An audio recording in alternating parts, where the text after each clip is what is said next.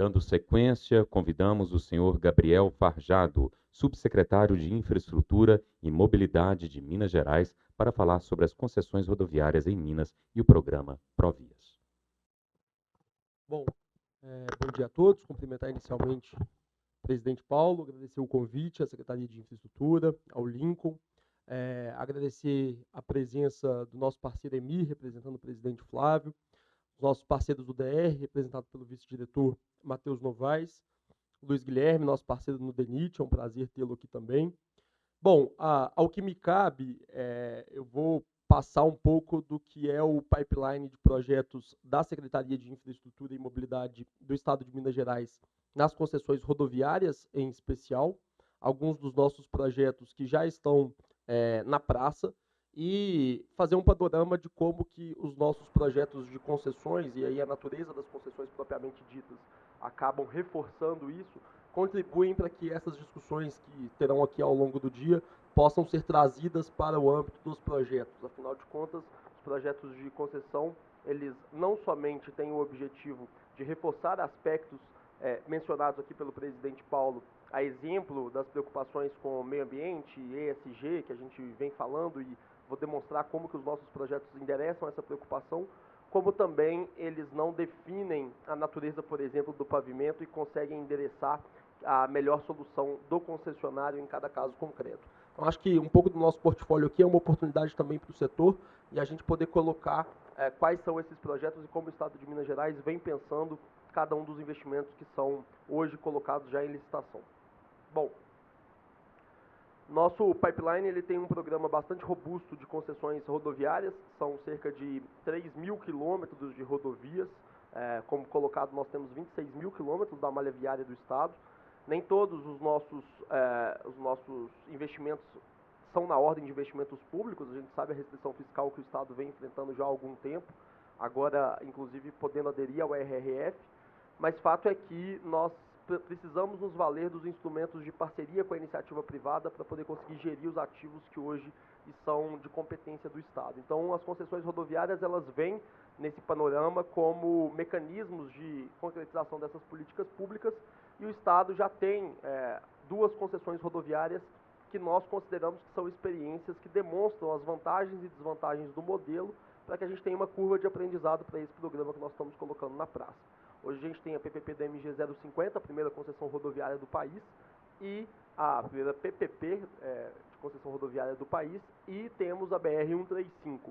Então, nosso objetivo com o nosso programa é expandir essas experiências para outras rodovias do Estado e o nosso principal projeto, que é o Rodoanel Metropolitano de Belo Horizonte, que também é um dos projetos aí mais sonhados, eu acho que pelos mineiros. O Emir colocou o ponto do anel viário e acho que o Rodoanel ele busca trazer uma solução estrutural para a região metropolitana de Belo Horizonte. Só passando pelo pipeline completo, a gente também tem o aeroporto da Pampulha já licitado e contratado, o Mineirinho, que é um equipamento público também já licitado e contratado, e a rodoviária já licitada com contrato previsto para poder ser assinado ainda esse mês. Além disso, no nosso pipeline de mobilidade, nós temos o metrô da região metropolitana e o Programa Estratégico Ferroviário do Estado. Estaremos aqui hoje com o professor Paulo, da Fundação Dom Cabral, e sem dúvida nenhuma o nosso Programa Estratégico Ferroviário é aí um legado e uma potência gerada para Minas Gerais para trazer investimento privado também. Bom, nosso programa de concessões rodoviárias, passando muito brevemente, ele é composto por 7 lotes de rodovias. 2 deles já estão colocados em licitação, inclusive contando aí com rodovias federais, uma parceria que nós fizemos com o governo federal e o DENIT. O lote do Triângulo Mineiro, composto aí especialmente pela rodovia 365, Uberlândia Patrocínio, e o lote sul de Minas estão com a licitação prevista já para o começo do mês de agosto. Os outros nossos 5 lotes rodoviários, eles já estão com a modelagem completa, eles já passaram por todo o trâmite administrativo dentro do Estado, pelas aprovações necessárias, e nós temos aí a previsão de lançar os editais no segundo semestre. Os investimentos são na ordem aí, né, de 13 bilhões de reais, o valor do CAPEX. Nós temos uma preocupação muito grande de atualizar sempre esses valores para poder tentar aproximar o máximo possível das oscilações que a gente sabe que o mercado está passando hoje. Então, os nossos editais, eles têm orçamento referencial já mais próximo ao próprio lançamento do edital. Eu vou comentar que o Rodoanel, por exemplo, tem uma orçamentação de março de 2022, uma tentativa da gente conseguir capturar as oscilações já colocadas no mercado. E aí a gente tem esses lotes na ordem aí de investimentos, tanto de CAPEX quanto de OPEX, na ordem de 2 bilhões cada um desses projetos. O lote do Triângulo Mineiro, como eu disse, ele vem de uma identificação, então, da condição justamente do pavimento regular ou ruim, cerca de 64% dessas rodovias, e os acidentes concentrando-se aí justamente na BR-365 e na MG-427. Nós temos esse lote, ele tem uma característica de reunir, então, essas rodovias federais e estaduais. Nós fizemos a estadualização das rodovias federais para fins da concessão, e o CAPEX e o OPEX na ordem de 2,5, nesse caso específico do Triângulo Mineiro. A modalidade ela é uma concessão comum, o critério de licitação adotado é de deságio na tarifa. Hoje a gente tem uma TKM de 13 centavos por quilômetro e o ágio sobre a outorga. É importante dizer que os estudos eles não endereçam, por exemplo, aspectos como qual o tipo de pavimento que vai ser utilizado, mas nós temos uma preocupação muito grande em estabelecer tanto critérios de verificação da qualidade desse pavimento e como o concessionário pode obter, né, como ele pode demonstrar para o Estado, através de indicadores de desempenho, o cumprimento aí de indicadores, tanto na vertente socioambiental quanto de governança e social, né? Então a gente tem uma preocupação aí muito grande de não apresentar, e acho que isso é próprio do regime de concessões, as soluções prévias, até porque todos esses projetos eles estão em regime de anteprojeto, como a lei própria admite, mas que a gente possa cumprir, né, o nosso papel de fiscalizar os resultados dessa concessão, esperando aí os benefícios que esses projetos possam ter para a sociedade. Então a gente tem aqui também mecanismos de verificação independente sobre indicadores de desempenho que vão referenciar, vão influenciar diretamente na remuneração desse concessionário. Bom, a gente está com o leilão previsto para o dia 8 de agosto, agora no próximo mês, na B3. Ele é um projeto superavitário, nós temos uma outorga, nesse caso específico, de cerca de 440 milhões de reais, mais o ágio que vai ser dado, né, pelos licitantes, assim esperamos, e ele vai ser licitado em conjunto com o lote do sul de Minas, que é um lote que reúne aí a BR-459 e também algumas MGs estaduais, que também foi identificado o pavimento regular ou ruim. 95% dos trechos, inclusive, estão em pista simples. Os nossos projetos, eles não necessariamente vão trabalhar com duplicação, porque a gente se baseia nos estudos de tráfego, mas, obviamente, a gente tem aí uma preocupação de adequar essas rodovias para que elas possam ter, quando necessário, terceiras faixas, acostamento, enfim, todos esses mecanismos necessários para melhorar a experiência do usuário. As principais cidades no sul de Minas são Pouso Alegre, Poços de Caldas e Itajubá. E esse lote também está colocado em licitação já agora para agosto. Então, a gente está falando de início de investimentos já para o ano que vem, porque nós temos um prazo para assinatura do contrato ainda nesse exercício de 2022 e os serviços iniciais que deverão ser prestados pelo concessionário nos 9 primeiros meses, até porque as praças de pedágio só podem ser instaladas e a cobrança do pedágio efetivamente se iniciar no ciclo aí de 9 meses de serviços iniciais e depois 2 ciclos de investimento efetivamente, do ano 5 ao ano 8 e depois do ano 16 ao ano 20, já que estamos falando de contratos aí de 30 anos. O CAPEX desse projeto também na ordem de 2 bilhões, o OPEX também na ordem de 2 bilhões, e a modalidade, nesse caso, é uma parceria público-privada, na modalidade de concessão patrocinada, que o Estado tem uma contraprestação na modalidade de aporte para obras especificamente, ou seja, o Estado está direcionando recursos que na partida já estarão depositados em uma conta escrow para esse concessionário, para poder fazer os investimentos em obra, na ordem de 360 milhões de reais. Então, esse dinheiro ele vai vir da outorga do primeiro lote, por isso os lotes estão sendo licitados no mesmo dia, para esses investimentos poderem já estar disponíveis para que esse concessionário possa realizar os investimentos. É importante dizer que esse recurso do poder público, que poderia vir para o caixa do poder público, está sendo direcionado para mais investimentos em infraestrutura. Justamente como o Emir colocou, nós de fato, acreditamos que precisamos induzir investimento e por isso que os ágios, né, o que a gente pode ter de benefício financeiro em uma concessão, ele acaba sendo direcionado para uma concessão inicialmente deficitária como essa do sul de Minas.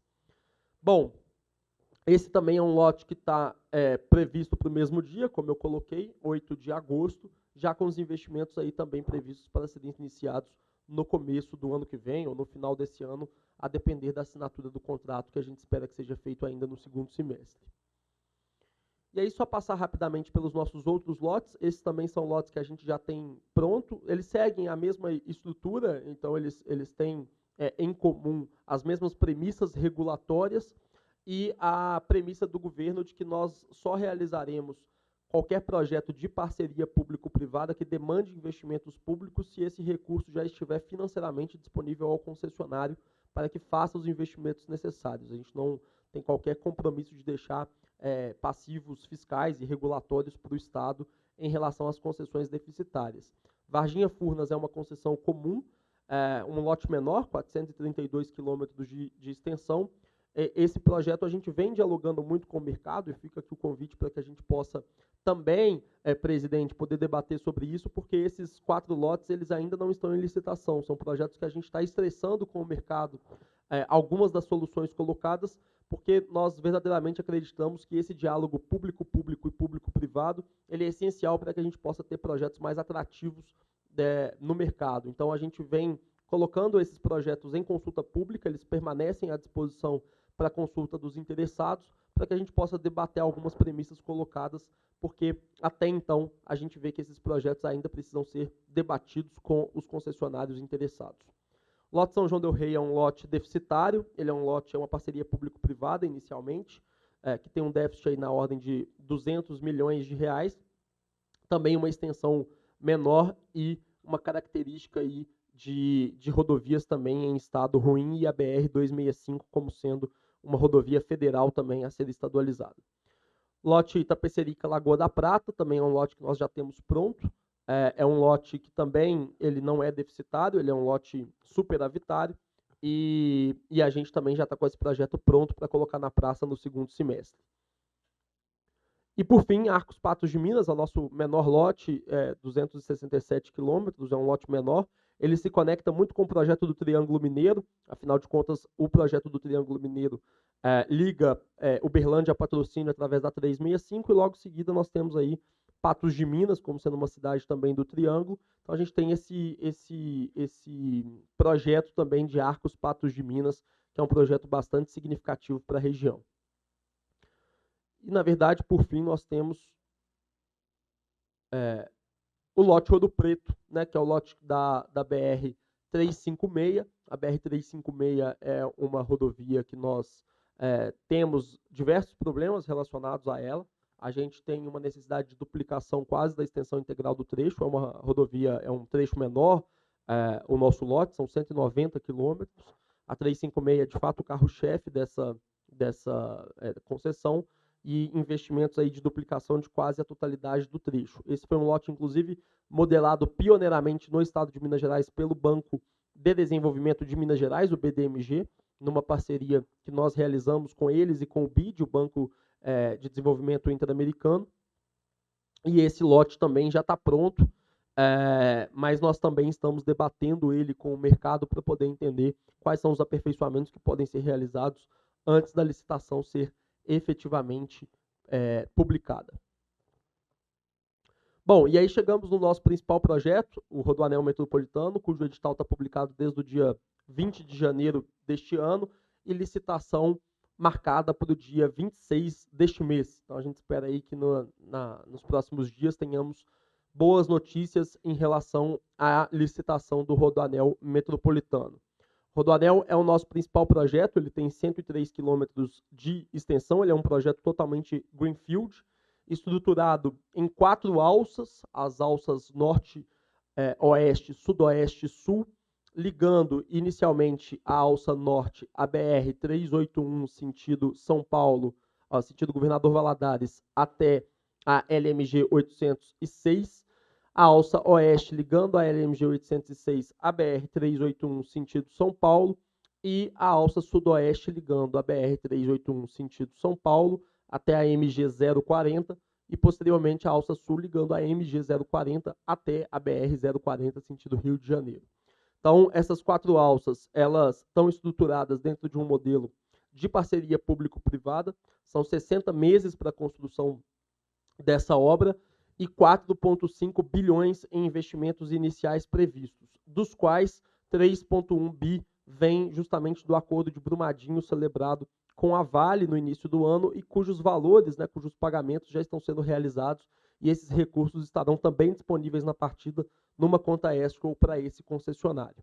A gente tem a previsão de que essas obras possam ser realizadas em 60 meses para construção e operação. São 36 meses efetivamente de obras, mas a gente também tem aqui o desafio do licenciamento ambiental e das desapropriações que necessariamente vão ter que ocorrer para que essa obra comece, né? O governo do estado já tem uma preocupação muito grande com esses riscos envolvidos na desapropriação e na licença ambiental, e nós já temos aí adotado todas as medidas intragoverno e também com os órgãos de controle para que esses processos possam ser enfim, o mais seguros possíveis para que essas obras possam efetivamente começar. A boa notícia é que nós, em contato com o mercado, temos uma ótima perspectiva para essa licitação. Nós temos a confiança de que esse vai ser um projeto competitivo e que, portanto, a gente vai conseguir também assinar esse contrato ainda no segundo semestre. O Rodoanel tem, obviamente, um objetivo aí de não somente trazer indução de desenvolvimento para a região metropolitana de Belo Horizonte, como também para poder diminuir os acidentes e o gargalo dentro do trânsito hoje, dentro das cidades. Ele é justamente um anel que busca trazer esses veículos de carga, especialmente carga pesada, para uma rodovia apropriada para isso, para poder tirar dentro dos centros comerciais das cidades, e que a gente possa diminuir os acidentes, principalmente ocorridos no anel rodoviário. A gente mudou o traçado do Rodoanel após a primeira consulta pública. Ele era o traçado da alça sul que passava pela Serra do Rola Moça e tinha um grande problema ambiental. Essa foi, inclusive, uma sugestão de movimentos ambientalistas. A alça sul foi alterada para poder margear Belo Horizonte, ali, especialmente na região do Olhos d'Água, se conectando com a BR-040 sentido Rio de Janeiro, e, portanto, diminuindo não só a interferência urbana, pensando na desapropriação que aconteceria em Casa Branca e em Brumadinho, e a diminuição também dos investimentos em CAPEX, porque ali teria que ser realizado 2 túneis, um na Serra da Calçada e uma na Serra do Rola Moça, e a gente acabou diminuindo essa necessidade de intervenção com a alteração da alça sul. O modelo de pedagiamento do Rodoanel é um modelo free flow, é o primeiro projeto 100% free flow que adota a premissa do free flow no país. A gente tem um mecanismo, né? O Rodoanel é uma rodovia de acesso controlado, ele tem apenas 14 acessos e, portanto, a gente consegue ter pórticos para pedagiamento em que o usuário paga pela distância efetivamente percorrida no modelo aí de pedágio proporcional para cada usuário, pensando nesses pórticos que podem ser colocados nos acessos dessa rodovia. Bom, o modelo é uma concessão patrocinada, esse aporte de recurso público para as obras, ele é na ordem de 2,8 bilhões, então a gente está falando de um investimento total de 3,1, mas só para obras, efetivamente, a gente está falando de 2,8 bilhões, né? A gente tem os marcos contratuais para a liberação desse recurso e o nosso critério de licitação, nesse caso aqui em específico, é o menor valor de contraprestação, né? O menor valor de aporte para as obras e para a operação. Mas esse recurso ele não volta para o caixa do Estado, ele fica à disposição do concessionário para que os eventuais desequilíbrios econômicos financeiros possam acontecer. Uma coisa que eu acho que é importante ressaltar nesse projeto do Rodoanel é que, como ele vai ter um lapso temporal entre o período contratado e o início das obras, pela questão da desapropriação e do licenciamento ambiental, uma preocupação que a gente teve foi com o risco de insumo, né, com a variação de preços que pode acontecer até o momento do início dessas obras. O nosso orçamento ele é de março de 2022, a gente atualiza o valor do aporte para as obras pelo INCC, mas a gente sabe que pode haver um descolamento de preços entre o nosso orçamento base, mesmo atualizado pelo INCC, e o início das obras. Então, a gente trabalhou uma cláusula de risco de insumo em que caso a gente tenha um aumento de 20% desses valores num orçamento a ser realizado antes do início das obras, comparativo em relação ao orçamento realizado para a licitação, o poder público reequilibra o concessionário por essa diferença, por esse gap de 20% antes do início das obras. Então, a gente trabalhou um mecanismo aí de proteção do risco de insumo que parece, enfim, no mercado ter tido uma boa recepção.